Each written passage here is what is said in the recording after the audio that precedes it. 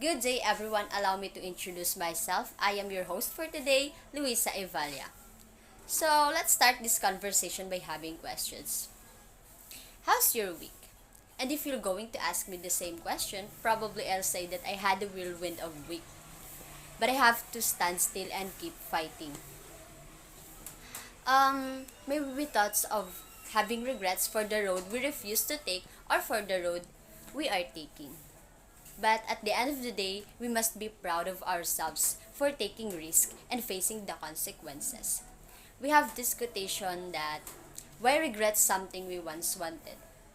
By this statement, I guess we have different perspective about this and every opinion does matter. So, anyways, let's move on to our topic. And our topic for today is about criticism. So, what is criticism first? Criticism is the expression of disapproval of someone or something based on perceived faults or mistakes. But we all know that we cannot do a literary criticism without a literary piece. And speaking of literary piece, do you want to hear one of the popular works of Robert Frost? Which is The Road not Taken.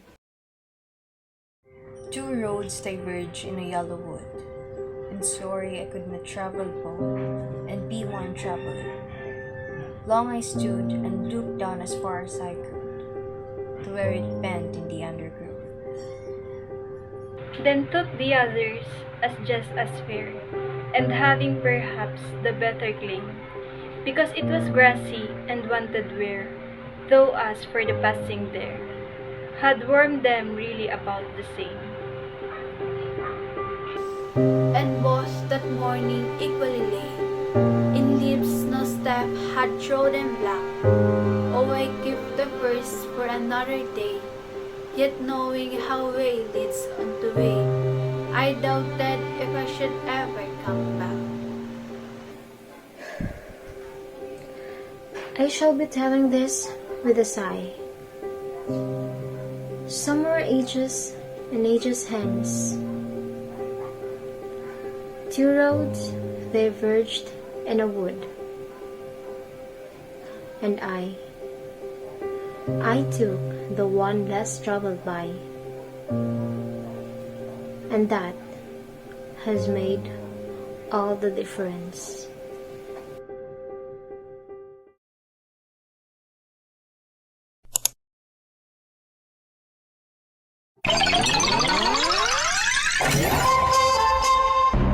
Literary criticism.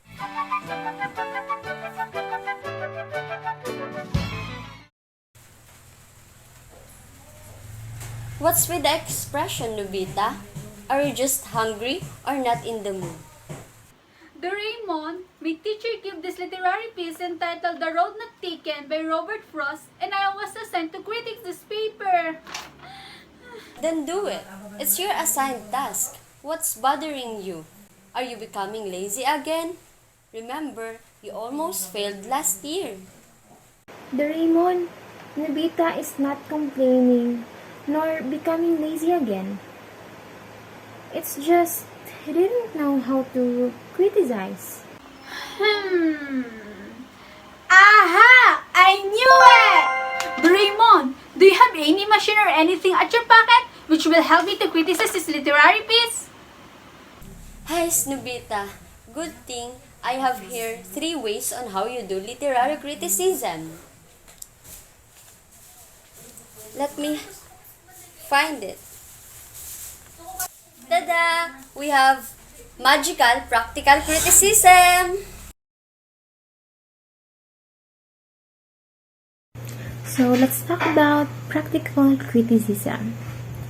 It is a form of literary analysis wherein readers are encouraged to examine and focus exclusively on the text, ignoring such extraneous factors like authorial intention and historical context.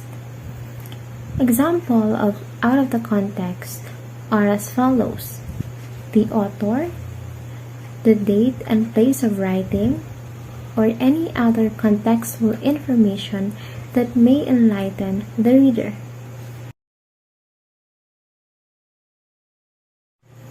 This is the summary of Road Not Taken by Robert Frost.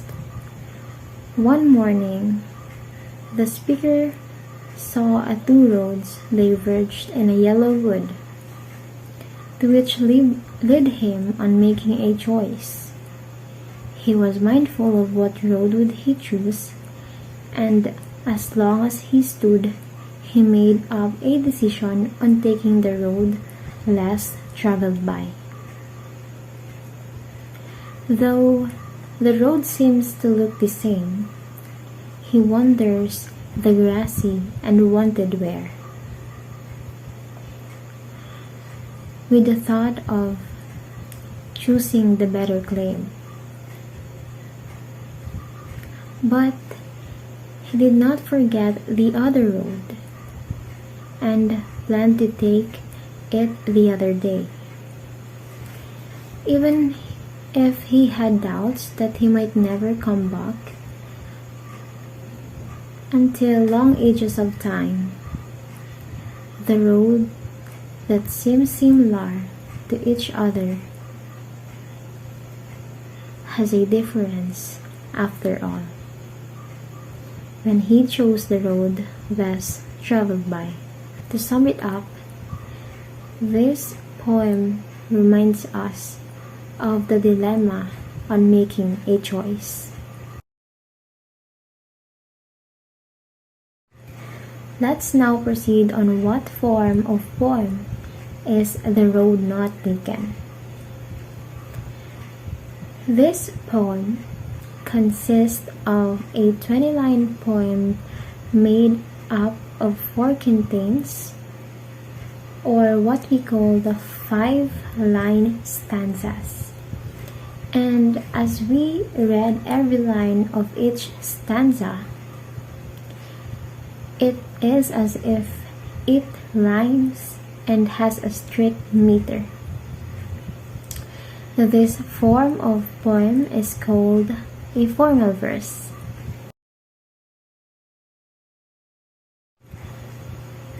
Now let us identify what is the chosen language to this poem. So the chosen language for this poem is the figurative language. It is when you describe something by comparing it to something else. So as we noticed, a lot of the lines in here is defined by the figurative language. The words, the phrases that are used doesn't have any literal meaning, and it uses metaphors, similes, hyperboles, syntax, and other examples. This is to help describe the object you are talking about. So, example of figurative language in the poem is the roads splitting. It is a metaphor for the choices we make in life, or we made in life. Syntax, long I stood. So the long I stood is a syntax because it is normally said as I stood long. So get it? Let's proceed to the chosen title, The Road Not Taken. The literal meaning is it tells the story of a man who reaches a fork in the road and randomly chooses to take one and not the other. The reason why it is the chosen title because the poem focuses on missed opportunities, the road that the speaker did not follow. Now, let's discuss the vocabulary. The first is road. The literal meaning is it is a route and an open way for vehicles, persons, and animals. It symbolizes the journey of life. The first road is said to bend into the undergrowth. The second road is described as just as fair despite being grassy and wanted wear. The most trusted road is the path of tradition. The second word is yellow wood. A forest in autumn. The yellow refers to the color of autumn leaves. Yellow can be considered a middle color, something in between and unsure of itself. also mentions the color black in the lines, and both the morning equally lay in leaves no step had trodden black. The third word is diverge. To diverge is to split off in a different direction. In other words, the speaker is describing a fork in the road. The fourth word is undergrowth, a dense growth of bushes, shrubs, and other plants, especially under trees in a forest. The fifth word is fair, which is beautiful or attractive. The speaker is saying that the other path seemed just as pictured as the first. The sixth word is wanted, which means lack. To say that the road wanted her means that it wasn't worn. It suggests that the road was calling him as though it wanted him to choose it. The seventh word is passing, which describes to walking or traveling. The speaker is saying that in fact the two roads had each been walked on about the same amount. The eighth word is trodden, the past participle of tread, meaning to crush or flatten something with the feet. To say that the leaves had not been trodden black means that they had not been turned black by way of footprint. Last but not the least, hence, which talks about in the future. Let's move on to the role of metaphor. First is the road not taken. It is an extended metaphor in which the two roads that divide represents life's numerous options. Then, the road less traveled is an extended metaphor in which it represents the path of nonconformity. Lastly, a fork in the road, which talks about a life-altering decision in which no compromise is imaginable. The traveler must take one of the two paths. Let's focus on the themes. The themes of the poem based on the text are making decisions, dreams, and hopes. How it brings its subject to life. The road or path, which symbolizes as the undetermined destination. It is natural to wonder what might have happened if the other way, the road not taken, had been chosen. Choices play a significant part in shaping your life. The second one is the magical formalism. Formalism is defined as a literary criticism approach which provides reader with a way to understand and enjoy a work for its own inherent value as a piece of literary art. Formalism is only the style under analytic analysis. Stanza. Stanzas is a group of lines within a poem, usually set off from the others by a blank line or indentation. So as we can see, the poem is composed of 4 stanzas with the 5 lines in each. This poem used APAAP as the rhyme scheme. The lines is built on iambic tetrameter, a 4-beat meter. The poem maintained its popularity and used some literary devices to enhance its impact to the readers. Metaphor, simile. Lastly, personification was used. And the formalism of the structures and pattern, also the sound of pattern of the poem, of the Road Not Taken by Robert Frost. And Nobita, if you still can't choose between the two, I have here the new criticism. Today, I am going to present the overview of new criticism. According to new critics, the structure and meaning of the text are closely connected and cannot be analyzed separately. Since their main focus is on the text itself, they exclude the factors like author's intentions, reader's response, moralistic bias, and historical and cultural context from the analysis. Moreover, they considered closed reading as a good way to interact with the text. In addition, the new criticism focuses on a close reading of rhythm, meter, theme, imagery, metaphor, and others.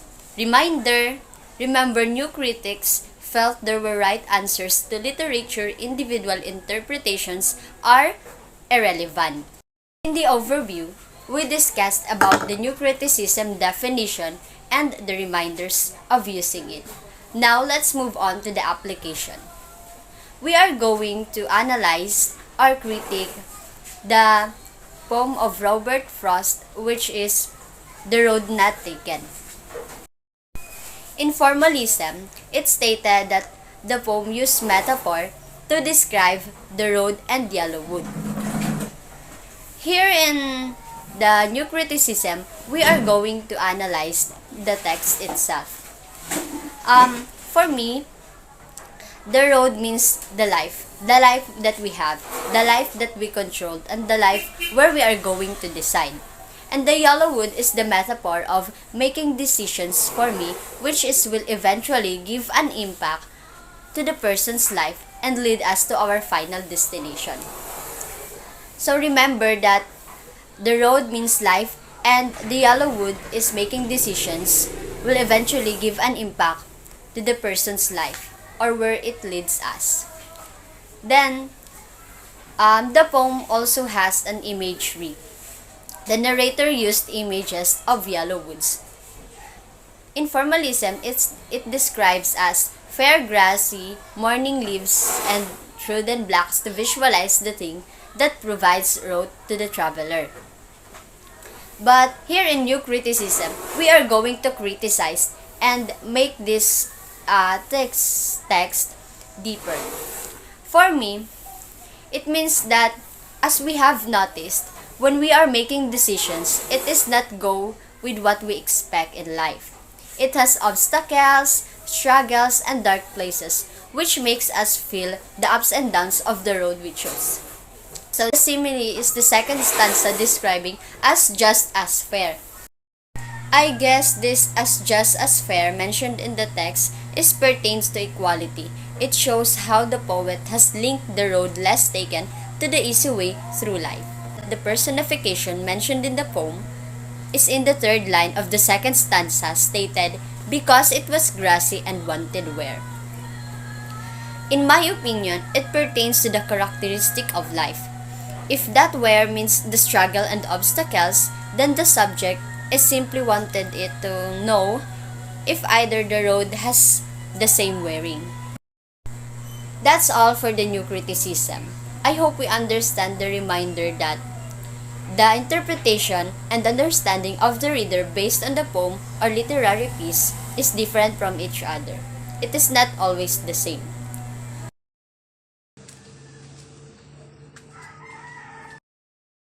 Oh, Doraemon, you are here.